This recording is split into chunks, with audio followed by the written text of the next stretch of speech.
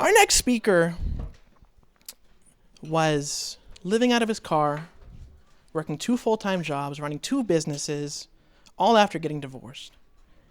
And instead of making him happy, it was making him angry at everyone and everything. And he realized that that was not the life he wanted to live. So he made a little change. And he's going to come up and tell you about it right now. Ladies and gentlemen, Bob Minhas, everyone.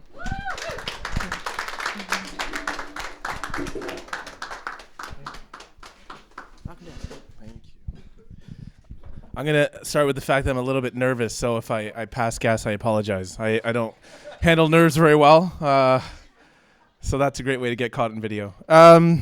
Thank you. I'm honored to be here. I've done tons of speaking gigs for business. This is the first time I'm doing something pretty open and honest and vulnerable, so if I fart or cry, again, I apologize in advance. I did take some notes because sometimes I forget facts when I'm nervous. But yeah, so I thought I'd start off with sort of sharing a day in the life of what it was for me at that time when I was living in my car. And it's about, spring 2014. I'm about 5 months, into my divorce. And, with any divorce, if you've ever been through a relationship breakup, it's not something that happens overnight. There's always ongoing things, and we had kids. So, a typical day is I wake up. At this time, it was one of my better months because I was able to purchase a storage unit. And much like our previous speaker, I may tell you things that I will not repeat in court, but apparently it's illegal to sleep in a storage unit. So I had a storage unit, a really, really fruitful storage unit. Every penny I earned was to pay for that storage unit. So I was staying in a storage unit at the time in Newmarket, and they're really nice on the inside. I don't know if any of you have just used a unit or actually stayed inside. They're really it's like a Holiday Inn in there. They're really nice. If you have the right mindset, right? You really have to have the right mindset. I'd wake up. It was about usually 6:30 in the morning. I'd naturally get up because there were other people accessing their unit. So of course, you hear the loud garage doors opening and closing. I wake up 6:30 in the morning, and I have to kind of sneak out, right? Because again, I'm not supposed to be living in this unit. So, here I am. I sleep naked. So I had to put clothes on and find a way to sort of navigate outside the unit out to my car and make it look like I was just picking up some stuff. So I had an empty box. I would always walk out with an empty box. And that's how my morning started was, how am I going to sneak out of this unit so I don't get caught, so I can come back here tonight and sleep in a fairly warm, safe location. So that's how my morning started. I would get into the car. I'd sneak into the car. And the first thing I do is, you're checking your emails and you're checking your Facebook. And I was dodging calls.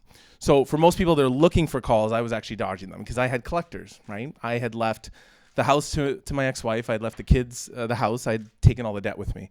And if you've ever owed money to anybody, those calls can really break you down. So I was just dodging those calls, dodging those emails. And here I am starting my car. And that's how my morning started. How many calls am I dodging? And did I sneak out okay? My first commute was to Burlington. So my first full-time job. Now, I was an entrepreneur, so I convinced the boss to pay me as my company and not me so that I can keep more cash and not pay taxes. So that obviously that worked out well. So I'm driving to Burlington from Newmarket. That's my first commute. And if you've ever done the commute from Newmarket anywhere, down the 400 or the 401, it's brutal. And I spent a lot of that time just no radio, no music, just stewing. How many of you have been angry about something if you just stewed? Imagine an hour and a half in a Ford Fusion, just stewing. That was my commute every morning. I just, and when you stew, you're just angry. You blame everybody. You're road raging. It takes a piece out of you. So it was the longest hour of half of my life. So an hour and a half, I get to Burlington. The other investment I made besides the storage unit was I invested in a gym membership because that's where I would shower and shave. I would walk into the gym. It was a 24-hour gym, so if I ever had to shower at 1 a.m, I would go into the gym. I'd walk. So again, I couldn't look obvious, right? So I'd walk in. I'd go work on the treadmill. I'd kind of walk in the treadmill. Mind you, again, I'm in my PJs, right? Remember, I've just woken up. I've just put my clothes on. I'm driving. So I'm doing the treadmill for 5 minutes to make it look like I'm working out, and then I head over into the bathroom and do my shower and shave and get ready for my job. I get to work, and I'm working for a guy that was a friend of mine. He was a really, really good guy. He still is a really good guy, but I've already explained to you my mindset. I'm there. I'm angry. I'm irritated. I don't want to be there. I just want everything to end. I just want everything to be simple. I just want everything to be taken care of. And I start, the first half of my morning trying to sell audio video solutions to people while I'm angry. So as you can imagine, that makes you more angry, because if you've ever tried to explain a universal remote to an 80-year-old woman, it's going to make you angry.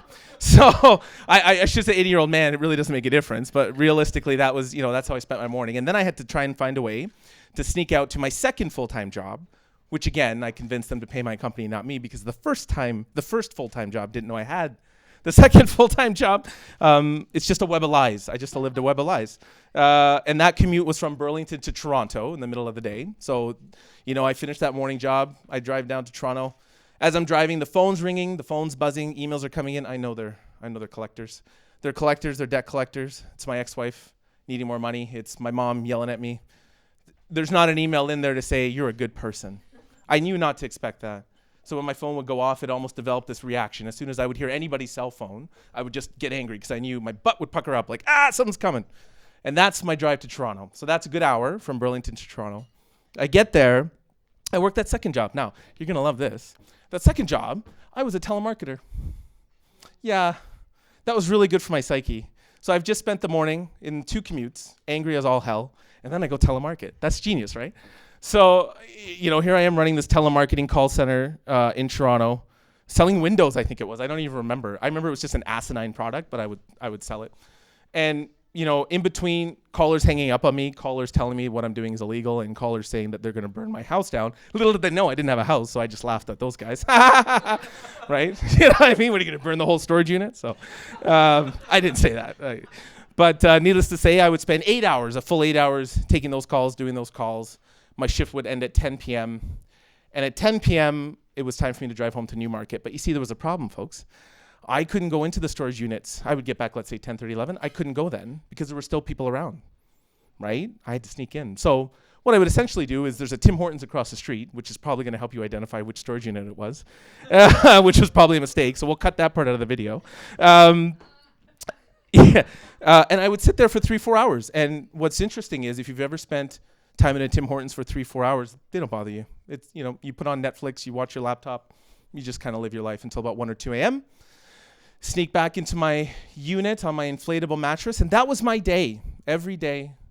Just got up the next morning, still angry, still mad, yelling at people. Nobody wanted to be near me. I had no friends, right? I had left a woman of 15 years, and she had not only taken, I shouldn't say given, but inevitably I lost my friends out of that as well. So I was alone. I was alone and angry, right? Needless to say, Tinder wasn't working out for me. I couldn't get the swipe. Nobody was swiping. So that just made me more angry. And then one day, I had my kids with me. My ex had let me take them to a fall affair in Bradford. And it was rainy. They had this thing in Bradford called the Carrot Festival. And this was the year. It was just raining like hell. But I said, I'm going to do it. I'm a great dad. I don't care if it's raining. I'm going to take them to this festival. I don't care if they get soaked. I got to prove I'm a great dad, because otherwise I'm just going to be angry. So I remember it was raining. We ended up going to a Greek restaurant to hide out of the rain, and I got a call on my phone, and I knew that number. Remember, I was dodging calls, but I knew that number. I knew that was the storage unit number. And I said, 2 things are happening here. Number 1, the unit's burned down. That customer found me and burned my unit down.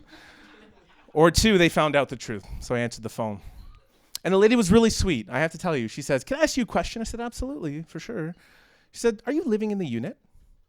And I went quiet, and I said, why would I do that? No, of course not.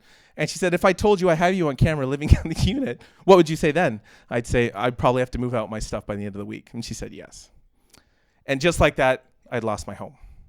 And to you guys, it's a storage unit. But to me, that's where I slept at night. That's where I felt safe. There was no cold. I never worried about getting attacked because I had a lock on my unit. So I'd lost my home. And just went into my car. I said, you know what? I can't give up these jobs. Can't give up where I am. I had to be in Newmarket because that was the closest city to my kids who live in Innisfil. So I decided, all right, I'll just live in my car. And I did that. So that took me spring, summer. Summer in the car is awesome, especially in a beach town like Barrie and Innisfil. It's great. Then you get to the winter. And the winter I didn't do so well. I wasn't really eating well. I wasn't taking care of myself. And it was really, really cold in the car.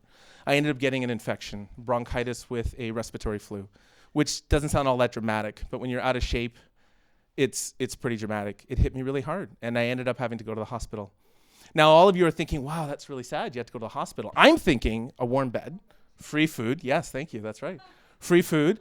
People who have to treat me nice because OHIP says they do, for the most part, which is probably why nurses are just as angry as I was.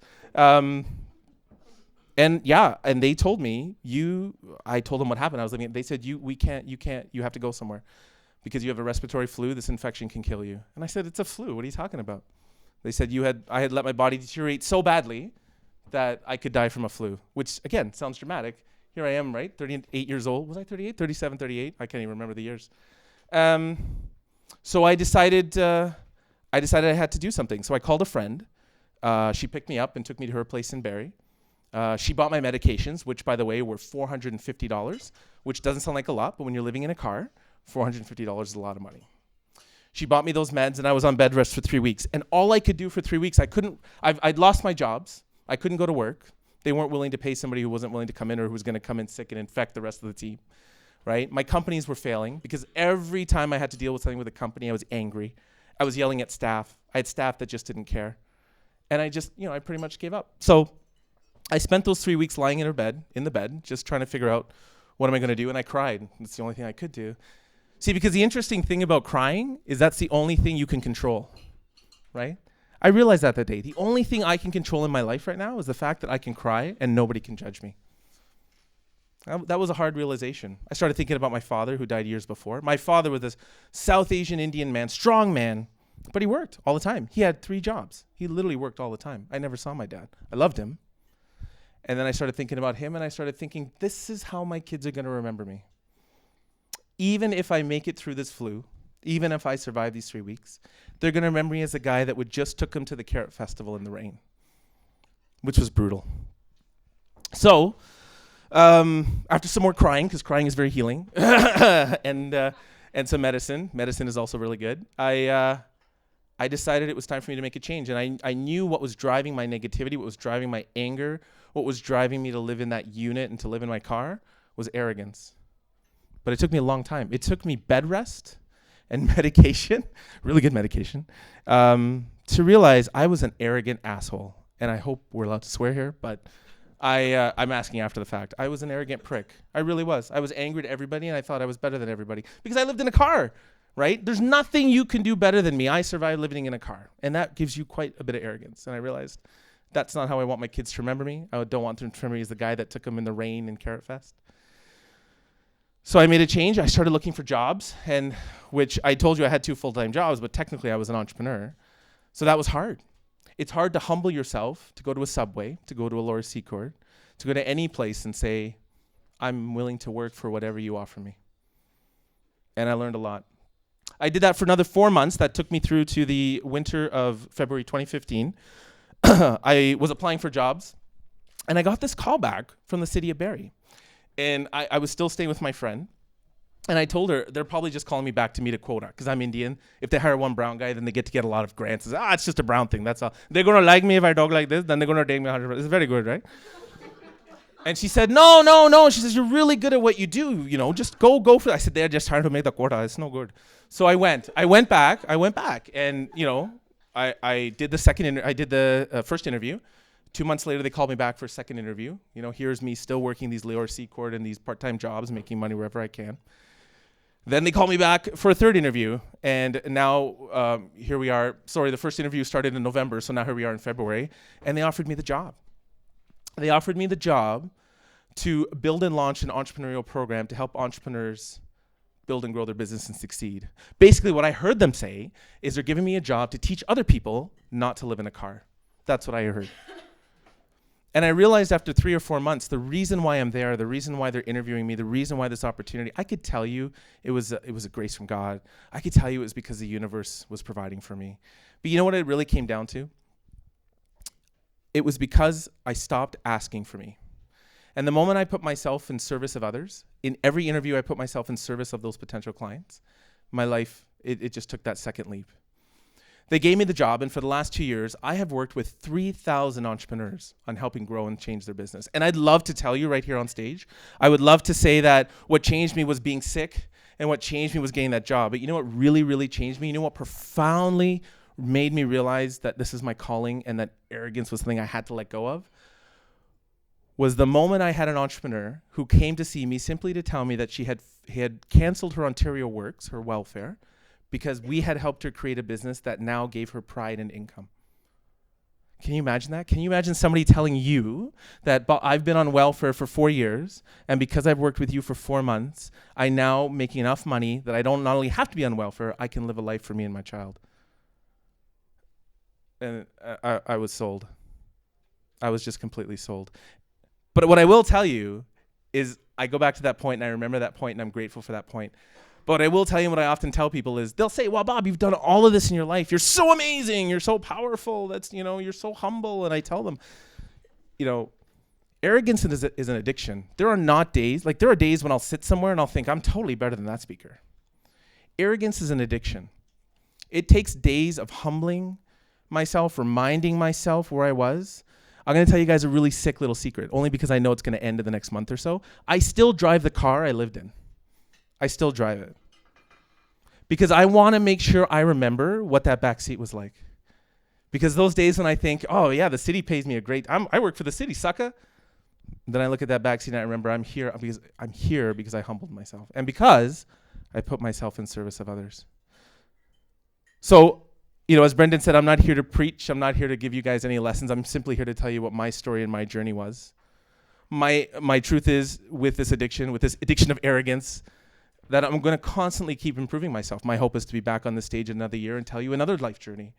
But in all the journeys I take from now on, what I know, I'm always going to be working on myself, humbling myself, realizing that no one in this room is better than anyone else. We are simply different. And together we make up an amazing, amazing puzzle. And the moment you realize that, your life will be so much better. I sleep in a warm bed, my own bed. I sleep in my own warm bed, right? I eat meal. I bought dinner tonight. You have no idea what that feels like to be able to buy your own dinner. I asked the guy, do you take debit?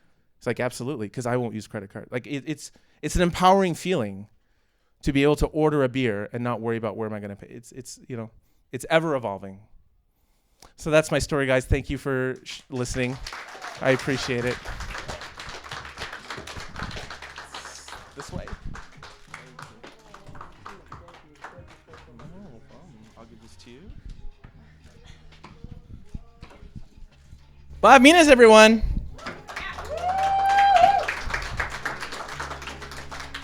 So let me think for a minute. I've known Bob for, personally for maybe a couple hours now. And I've learned a few things. First of all, he sleeps naked. Thank you, Bob. That was terrific. Airflow. Second of all, he farts when he's emotional. Again, thank you, Bob. And apparently he loves to talk to himself too, which, I can't fault him for that. I do that as well. Oh, man. But it's incredible. It's crazy. So big shout out to you, Bob. Thanks for coming to share your story. Bob, this is Bob's very first time to Momondays. So I was really impressed, really excited. So thank you very much, Bob.